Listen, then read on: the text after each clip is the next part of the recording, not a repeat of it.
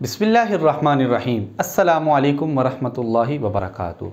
मुअज़्ज़ज़ नाज़रीन, हम 1450 साल से क़ुरबानी करते आ रहे हैं और इंशाअल्लाहुल अज़ीज़ क़यामत की सुबह तक ये अमल जारी व सारी रहेगा।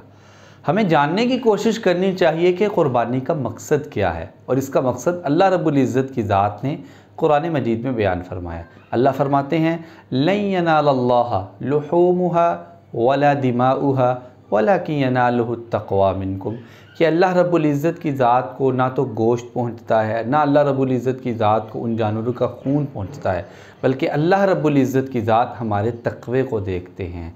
इसलिए हमें कोशिश करनी चाहिए कि हम दिखावे के लिए अपनी क़ुरबानी को ना करें। हम लोगों को बताएं, बारहा बताएं, मैंने ये जानवर ख़रीदा है, मैंने ये जानवर ख़रीदा है, मेरा इतने पैसे का है, मेरा इतने पैसे का है, मैंने इतने का ख़रीदा है। ये सारी चीज़ों से हमें गुरेज़ करनी चाहिए, क्योंकि इससे तक़वा हासिल नहीं होता। तक़वा जो है वो इसी चीज़ का नाम है कि बस हम अल्लाह के नाम की ख़रीदें और अल्लाह के नाम पे ही हम इसको क़ुरबान करवा दें, क्योंकि अल्लाह रब्बुल इज़्ज़त का फ़रमान है, कुल इन्ना सलाती व नुसुकी व महयाया व ममाती लिल्लाहि रब्बिल आलमीन। अल्लाह फरमाते हैं कि नमाज, क़ुरबानी और सब कुछ जो है, ज़िंदा रहना और मरना, ये अल्लाह रब्बुल इज़्ज़त के लिए। तो लिहाजा हमने कोशिश करनी है कि हम क़ुरबानी के मकसद को हासिल करें, ना कि हम दुनिया के अंदर इज़्ज़त हासिल करें। अल्लाह मुझे और आपको अमल की तौफ़ीक़ अता फ़रमाए।